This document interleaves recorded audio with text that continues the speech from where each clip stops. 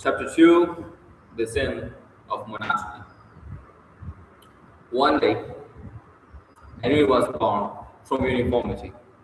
More. Our English has changed with the years so that many words now cannot more than they did originally. This is true the word monotonous. This is true of the word monotonous. From having but one tone, it has come to mean more broadly lack of variation. The monotonous speaker not only drones along in the same volume and pitch of tone, but uses always the same emphasis, the same speed, the same thoughts, or dispenses with thought altogether. Monotony, the cardinal and most common sin of the public speaker, is not a transgression. It is rather a sin of omission, for it consists in living up to the confession of the prayer book.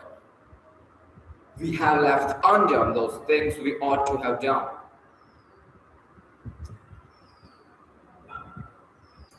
Emerson says, the virtue of art lies in detachment.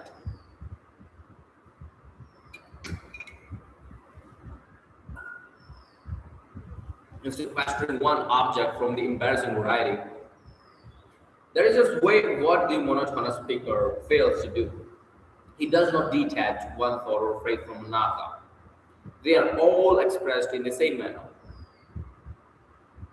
To tell you that your speech is monotonous may mean very little to you. So let us look at the nature and the cause of monotony in other spheres of life. Then we shall appreciate more fully how it will blind an otherwise good speech.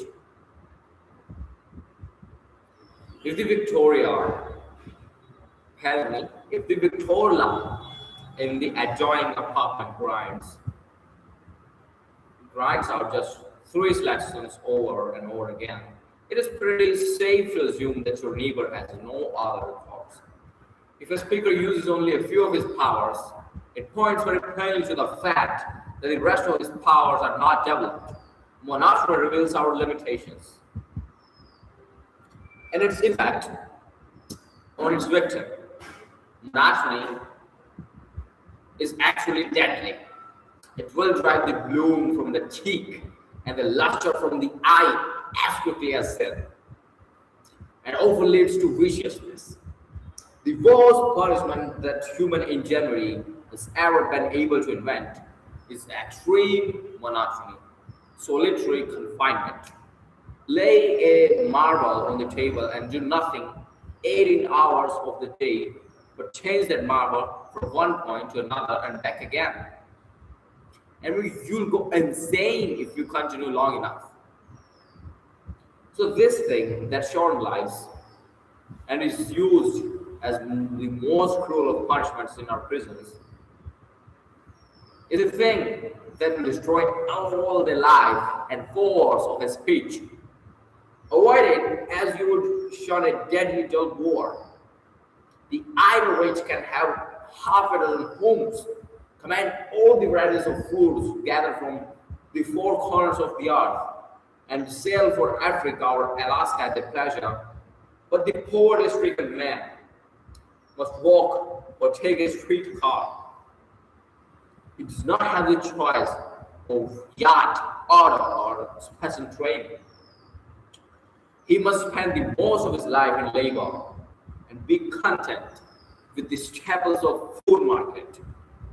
Monotony is poverty, whether in speech or in life.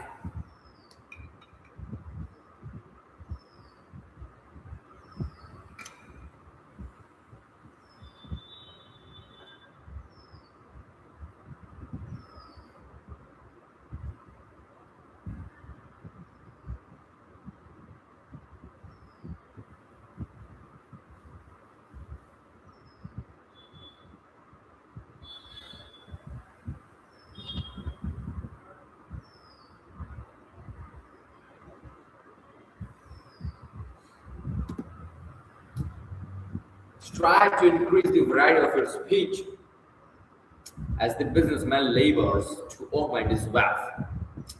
Bird songs, forest glants, and mornings are not monotonous.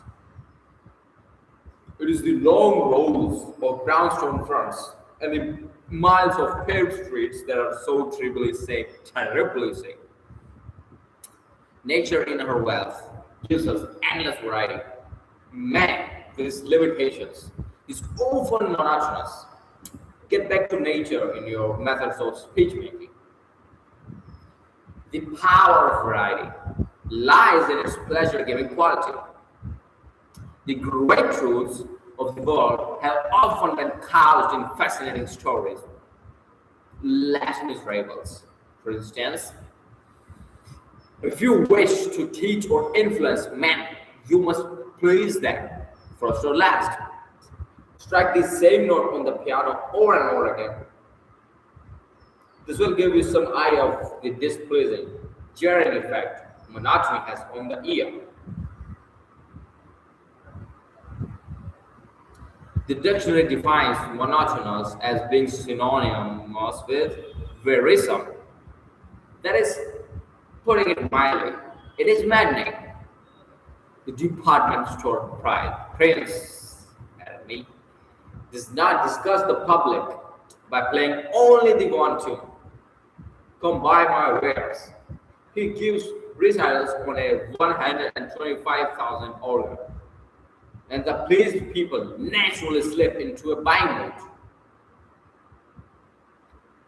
How to conquer monotony? We obviate monotony in dress by replenishing our wardrobes. We avoid monotony in speech by multiplying our powers of speech. We multiply our powers of speech by increasing our tools. The carpenter has special implements with which to construct the several parts of a building. The organist has certain keys and stops which he manipulates to produce his harmonies and effects. In like manner, the speaker has certain instruments and tools at his command by which he builds his argument. He plays on the feelings and guides the beliefs of his audience. To give you a conception of these instruments and practical help in learning to use them are the purposes of the immediately following chapters. Why did not the children of Israel roll through the deserts in limousines? And why did not Noah have moving picture entertainments and talking machines on the ark? The law that enables us to operate an automobile, produce moving pictures, or music on the Victoria would have worked just as well then as they did today. It was ignorance of law that for ages deprived humanity of our moral conveniences. Many speakers still use Oxford methods in their speech instead of employing automobile or overland express methods. They're ignorant of laws that make for efficiency in speaking. Oh, just for the apparently, just to the extent that you regard and use the laws that we are about to examine and learn how to use, will you have efficiency and force in your speaking. And just to the extent apparently, that you disregard them, will your speaking be feeble and effective?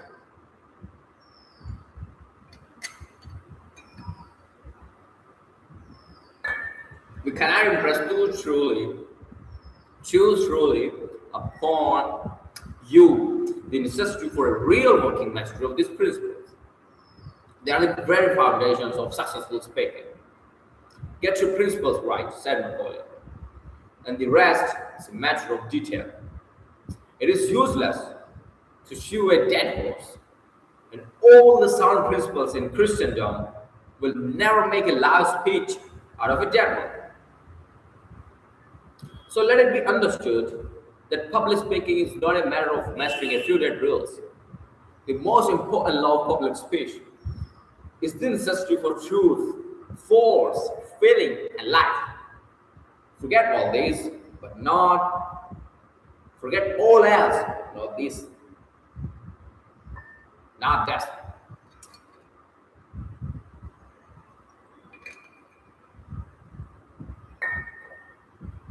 When you master the mechanics of speech, outlined in the next few chapters, you will be no longer be troubled with monotony.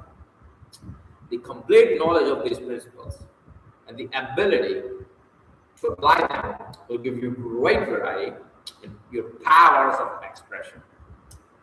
But they cannot be mastered and applied by thinking or reading about them. You must practice, practice, practice.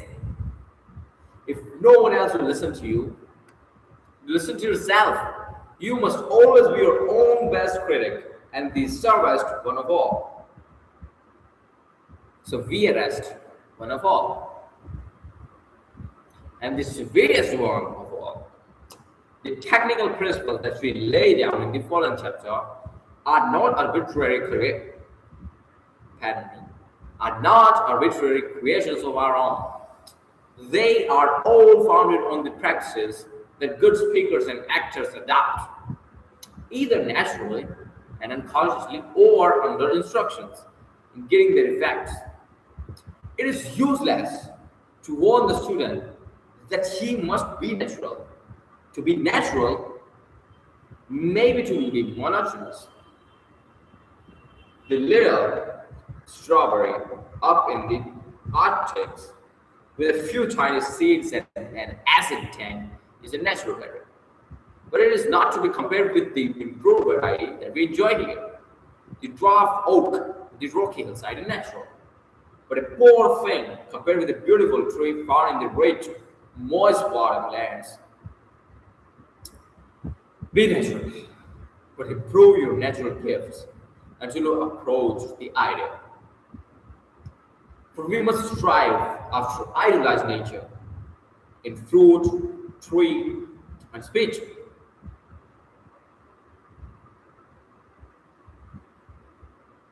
Questions and exercises.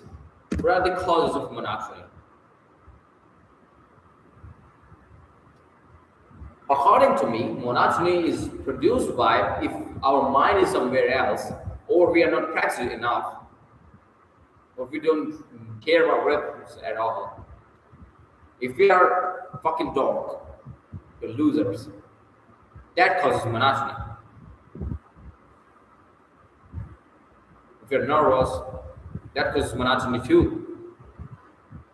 If you're naive, that causes monotony too. Cite some instances in nature. Cite some instances in nature of monotony. Oh, I don't know. Cite instances in man's daily life. I don't know. Describe some of the effects of monotony in both cases.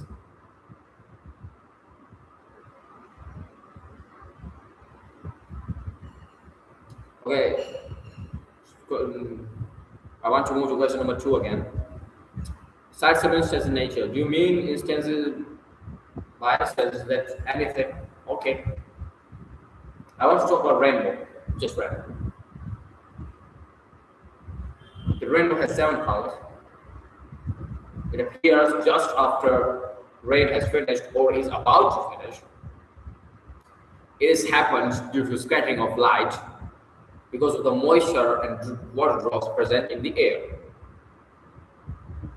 Light splits into 7 different colors. And then a rainbow forms. I cited an instance in nature. Cite instances in man's daily life. Question number 3. Man's daily life.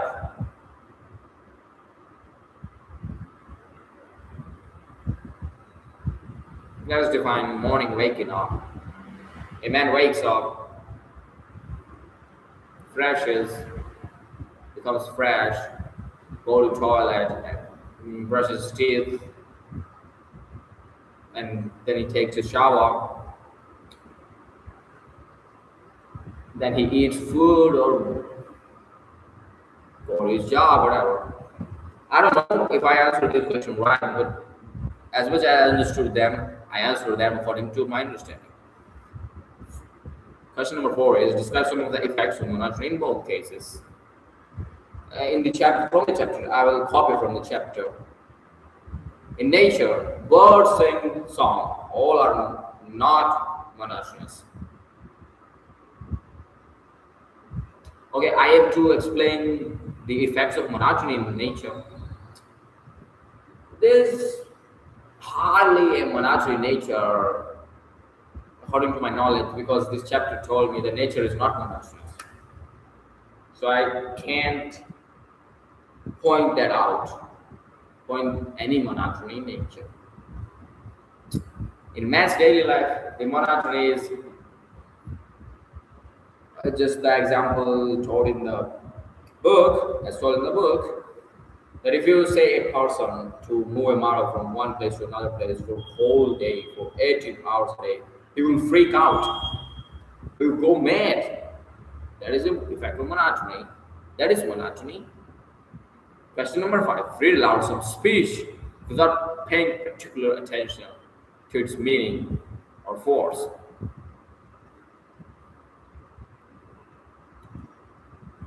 Okay, let's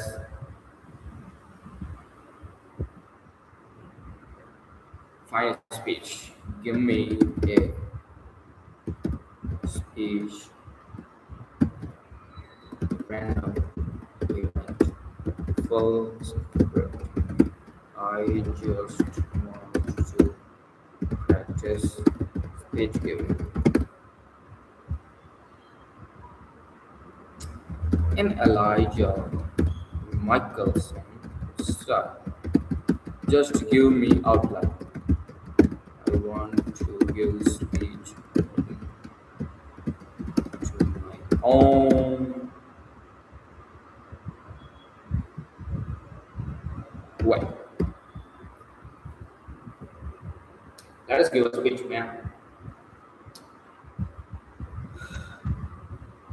Event premise this setting, a formal evening gala celebrating a fragile victory in New Orleans. Or in New Orleans. The persona calm, deeply articulate, impeccably polite, and softly commanding. You wear restraint like armor, but beneath every soft spoken word lies absolute authority. The opening.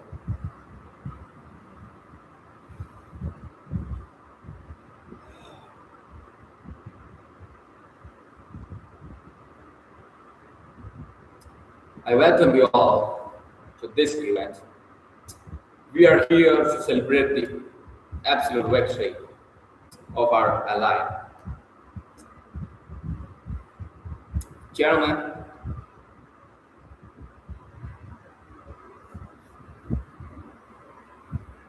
the vibe of this room is absolutely brilliant. We are gathered here just to celebrate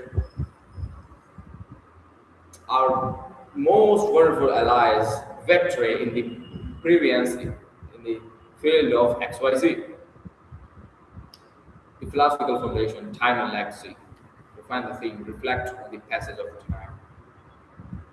Brother, just give me, no man, give me a 2-minute speech script. No man, amen. Ladies and gentlemen, distinguished guests, do enjoy yourselves, please. It is a rare luxury. It's not. Is it not? To find ourselves in a room filled with such exceptional ambition, where all grievances are tucked neatly away behind crystal glasses and clear clothing. We gather tonight to celebrate a new chapter, a fresh thought. But let us not deceive ourselves into believing that peace is a natural state. Peace is a choice. It is a fragile, exquisite convenient, bought with patience, built on trust, and maintained only by those who understand the true weight of honor. Throughout history, I watched empires rise and crumble for one simple reason: a lack of discipline. Men allow their tempers, their greed, and their foolish pride to burn down everything they spent a lifetime building. They mistake restraint for weakness. But I assure you, restraint is the highest form of power. Look around this room. Everything we've established here tonight can endure for generations, but only if we commit to the decorum these occasions demand. This occasion demands. Lord is not a suggestion when it suits your convenience. It is an obligation. Break that obligation, and you will find that this civility I extend so freely tonight is entirely optional. I do not make threats, my friends. I simply state facts. I prefer unity. I prefer allegiance. And above all, I prefer that we all prosper together. So, a toast to honor, to legacy, and to the wisdom of keeping one's promises. Cheers.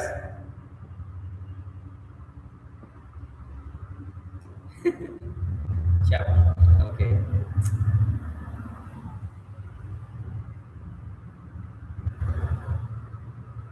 What is the monotony of the worst as well as one of the most common faults of speakers?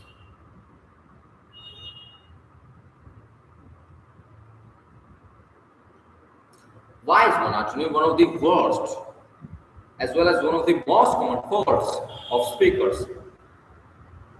Uh, I think because everyone focuses on all other parts except monotony very much, and everyone does not get the idea that he should vary his tone throughout the speech, and he forgets that he has to make a rhythm. He does not get the idea at all at that time. He just cares about what he is saying, how is he standing, how is he saying that, and what words he got wrong, what words got right, and all that perfection thing. He does not care about monotony at all. He forgets about it. Okay, gentlemen, let us switch into chapter 3, efficiency through emphasis and subordination. In a word, the principle of emphasis is follows best. Not by remembering particular rules, but by being full of a particular feeling. C.S. Baldwin, writing and speaking.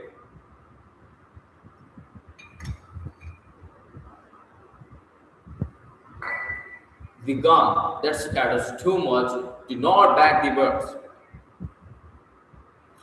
The same principle applies to speech. The speaker that fires his force and emphasis at a random into a sentence will not get results. Not every word is of special importance. Therefore, only certain words demand emphasis. You say Massachusetts and Minneapolis. You do not emphasize each level alike. But yet, the accent is labeled with force and hurry over the unimportant ones. Now, why do you not apply this principle in speaking a sentence? To some extent, you do. Not in a speech, but do you in public discourse? It is there that monotony caused by lack of emphasis is so painfully apparent. So far as emphasis is concerned, you may consider the every sentence as just one big word, with the important word as a sentence label. Note the following. Let me fill this model right now.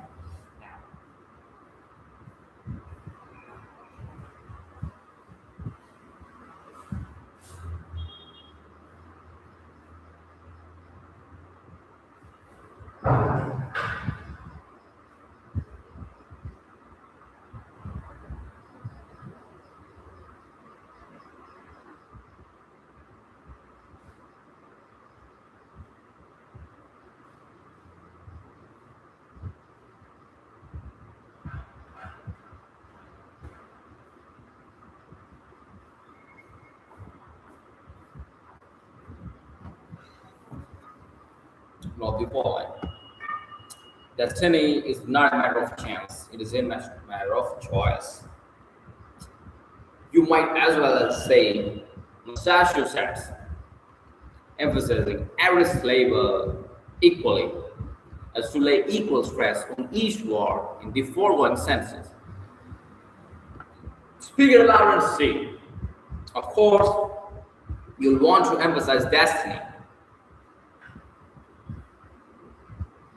for it is the principal idea in your declaration, and you will put some emphasis on not, else your hearers may think you're affirming that destiny is a matter of chance. By all means, you must emphasize chance, for it is one of the two big ideas in the statement. Another reason why chance takes emphasis is that it is contrasted with choice in the next sentence. Obviously, the author has contrasted these ideas purposely so that they might be more emphatic. And here we see that contrast is one of the very first devices to gain emphasis. As a public speaker, you can assist this emphasis of contrast with your voice. If you say, my house is not black, what color immediately comes into mind? White, naturally, for that is the opposite of black. If you wish to bring out the thought that destiny is a matter of choice, you can do so more effectively by saying that destiny is not a matter of chance.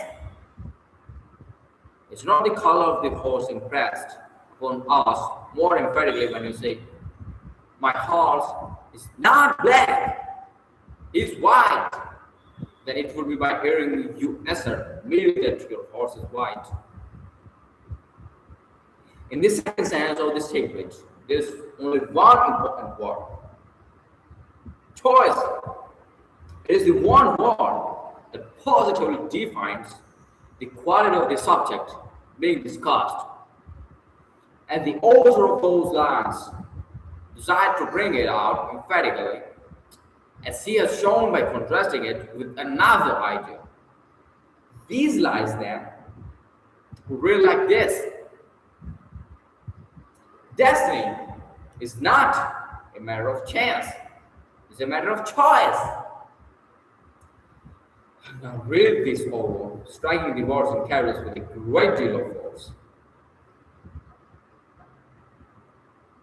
In almost every sense, there are a few mountain peak words that represent the very important ideas.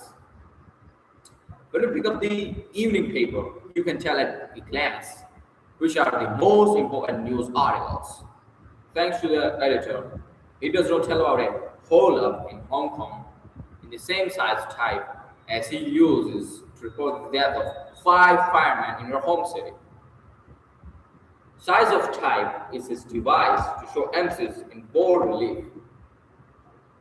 It brings out sometimes, even in red headlines, the striking news of the day. It would be a boon to speech making if speakers would conserve the attention of their audiences in the same way and emphasize only the words representing the important items. The average speaker will deliver the foregoing line on destiny with about the same amount of emphasis on each one. Instead of saying it's a matter of choice, he will deliver it is a matter of choice. Or it is a matter of choice. Both equally bad. Charles Dana, the famous editor of the New York Sun, told one of his reporters that if he went up the street and saw a dog bite a man, to pay no attention to it. The Sun could not afford to waste the time and attention of the readers on such unimportant happenings. But, said Mr. Dana, you see a man bite a dog, hurry back to the office and write the story. Of course, that is news.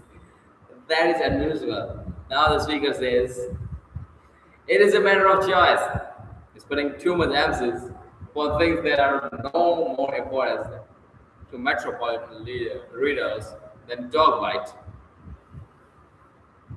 And when he fails to emphasize choice, he is like the reporter who passes up the man's buying a duck. The ideal speaker makes his big words stand out like mountain peaks. His unimportant words are some words like stream beds.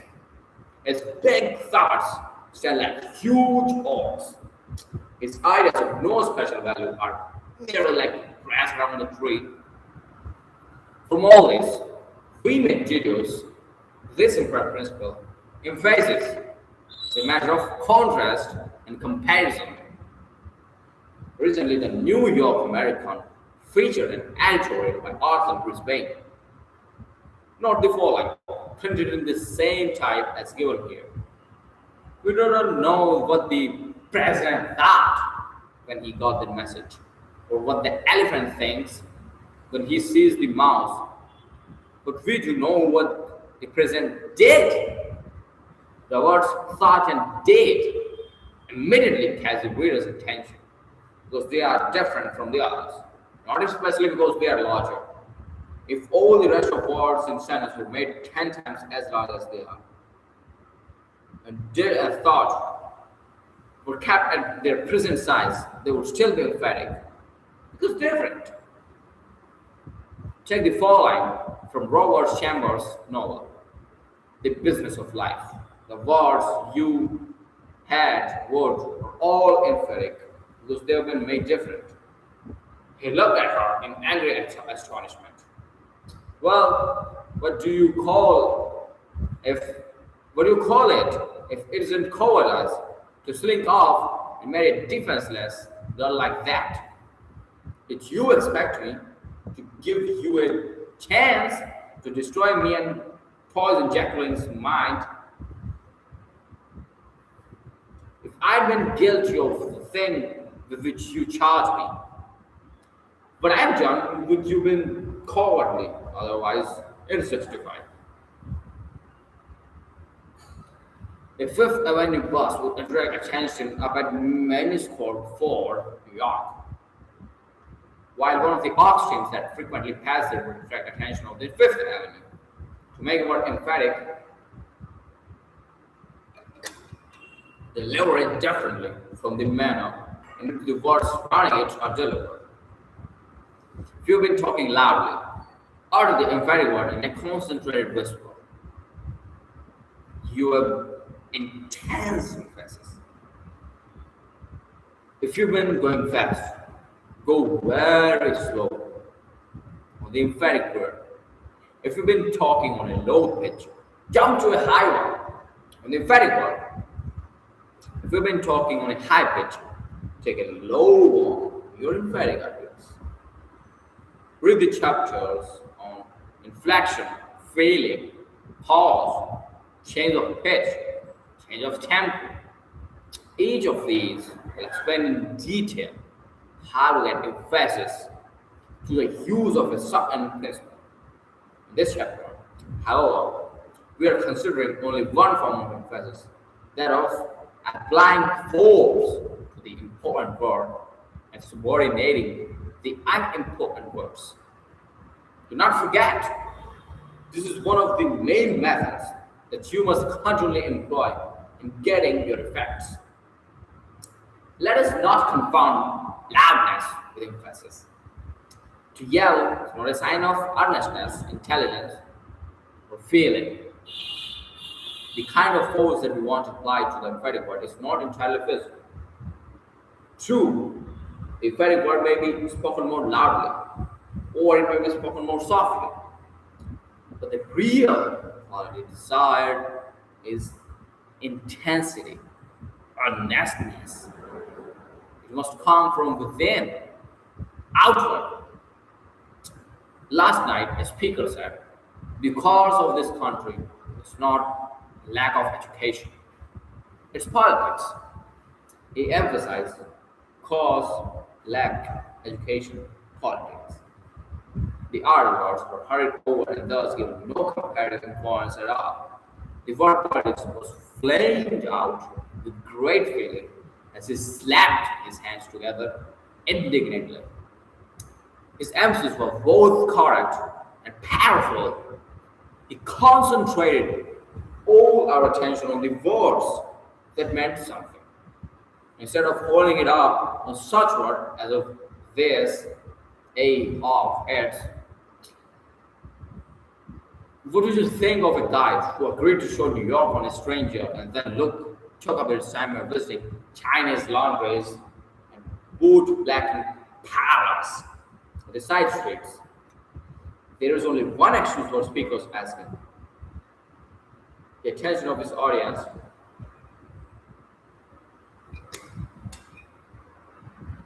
He must have either truth or entertainment for them. If he wearies their attention with trifles, they will never vesty nor desire left. They will have neither necessity nor desire left when he reaches words of Wall Street and skyscraper importance. You do not dwell on these small words in your everyday conversation because you are not a conversational bore. Apply the correct method of everyday speech to the platform. As you ignore it elsewhere, public speaking is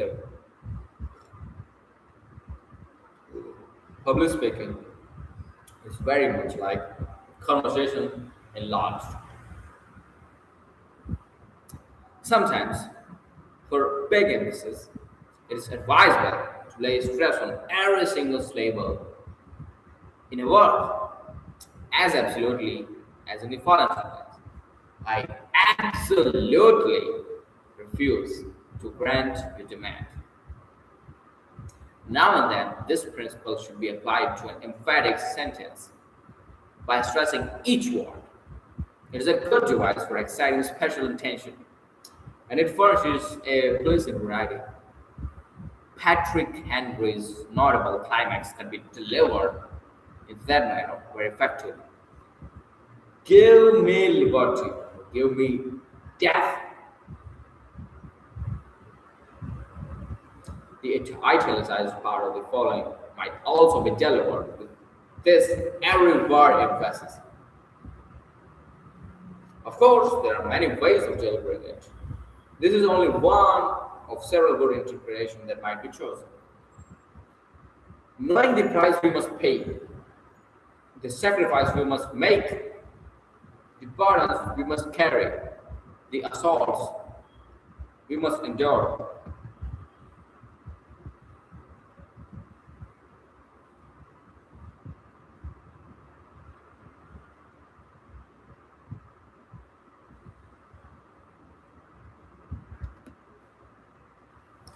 Knowing full well the cost, yet we enlist for the war.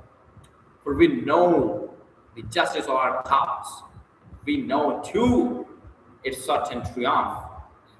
From past, forgive me, from past prosperity around by Albert J. Beveridge before the Chicago National Convention of the Progressive Party, strongly emphasizing a single word has a tendency to suggest its antithesis. Notice how the meaning changes by merely putting the emphasis on different words in the following sentence. The parenthetical expressions would really not be needed to supplement the emphatic words.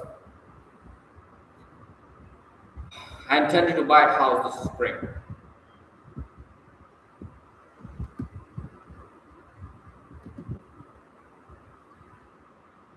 I intended to buy a house this spring. I intended to buy a house this spring. Instead of renting as the heretofore. I intended to buy a house this spring and not an automobile. I intended to buy a house this spring instead of next spring. I intend to buy a house this spring instead of in the autumn. When a great battle is reported in the papers, they do not keep emphasizing the same facts over and over again. They try to get new information over in newsland. The news that takes an important place in the morning edition will be relegated to a small space in the late afternoon edition. We are interested in new ideas and new facts. This principle has a very important bearing in determining your emphasis. Do not emphasize the same idea over and over again unless you decide to lay extra stress on it. Slater Thurston desired to put the maximum amount of emphasis on force in his page on page 50. Note how force is emphasized repeatedly. As a general rule, however, the new idea, the new slant, whether in a newspaper report for battle or the speaker's enunciation of his ideas, is emphatic. In the following selection, larger is emphatic, for it is a new idea. All men have eyes, but this man asks for a larger eye. All men have eyes, but this man asks for a larger eye. This man with the larger eye says he will discover not rivers or safety appliances for airplanes, but new stars and suns.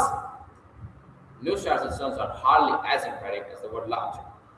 Why? Because we expect the astronomer to discover heavenly bodies rather than cooking recipes. The words republic needs, the next S, are emphatic. They introduce a new and important idea. Republics have always needed men, but the author says they need new men. New is emphatic because it introduces a new idea. In like manner, soil, grain, tools are also emphatic. The most emphatic words are italicized in this section. Are there any others you would emphasize? Why?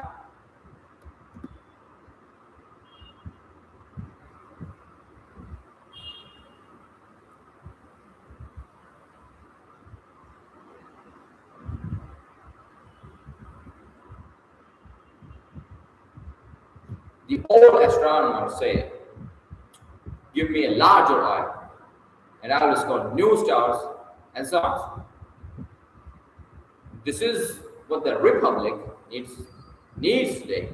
New men and who are wise toward the soil, toward the grains, toward the tools. If God would only raise up for the people 2 or 3 men like Watt, Fulton, McCormick, there would be worth more to the statement than that treasure box named California or Mexico. And the real supremacy of man is based on his capacity for education. Man is unique in the length of his childhood, which means the period of plasticity and education. Childhood of moth, the distance that stands between the hatching of the robin and its maturity, represent a few hours or a few weeks. For 20 years, growth stands between man's cradle and citizenship. This projected childhood makes it possible to hand over to the boy all the accumulated stores achieved by races and civilizations through thousands of years.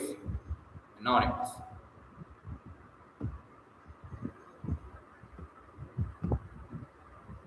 You must understand that there are no still regulated rules for emphasis.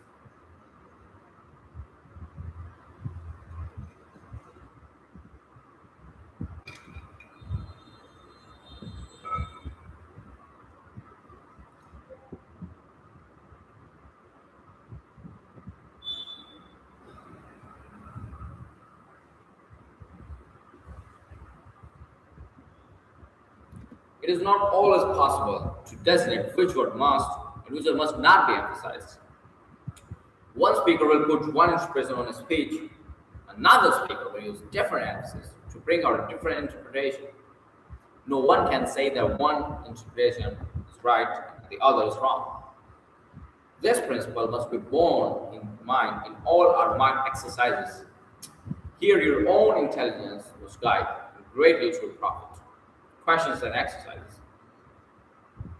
What is emphasis?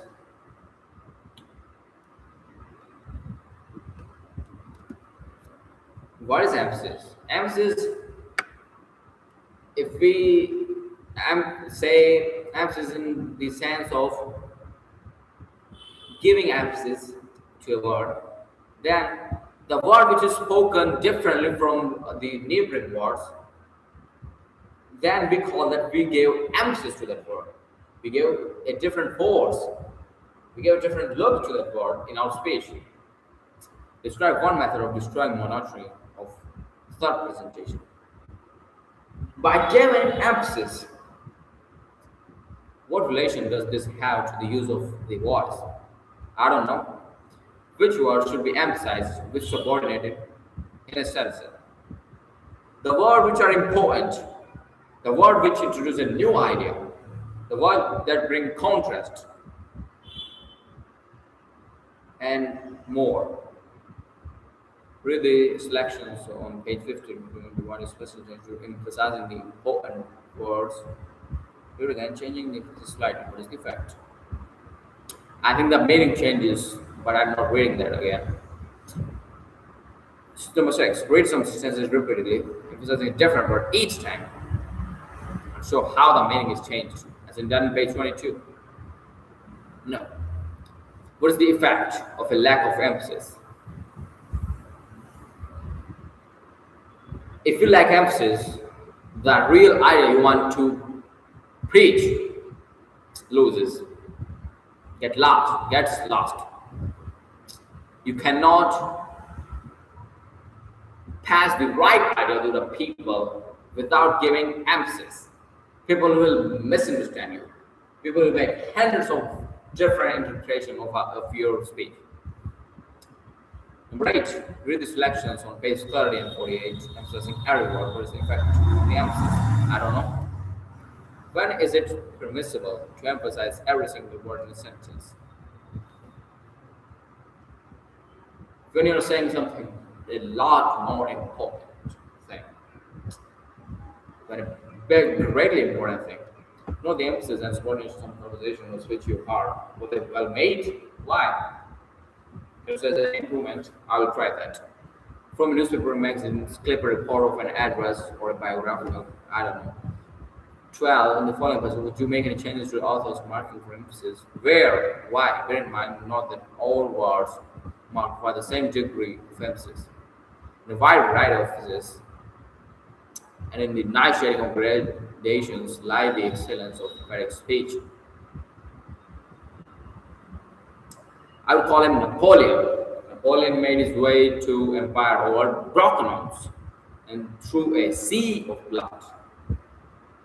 This man never broke his word. No retaliation was his great motto and the rule of his life.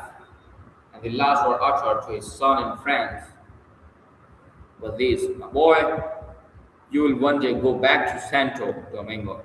Forget that France murdered your father. I would call him Cromwell. Cromwell was only a soldier. And the state he founded went down with him. And to his grave, I would call him Washington, the great Virginian, held slaves. The man raised his empire rather than permit the slave trade in the humblest village of his dominions. You think me a fanatic tonight, for you read history not with your eyes, but with your prejudices. But 50 years hence, when truth gets a hearing, the muse of history will put Phocion for the Greek, Brutus for the Roman, Hampden for England, Lefebvre for France, chose Washington as the bride to consummate Flora for earlier civilization, and John Brown, the rifle of our known day. Then, dipping her pen in the sunlight, will write in the clear blue above them all the name of the soldier, statesman, martyr, Suland Lovator. Practice the following selection on emphasis. Visual Abraham Lincoln, page 76. Lincoln's Gettysburg speech, page 50. Seward's Irresistible Conflict, page 67. Bryan's Prince of Peace, page 448. It's ended, gentlemen. I would like to take leave now. Peace.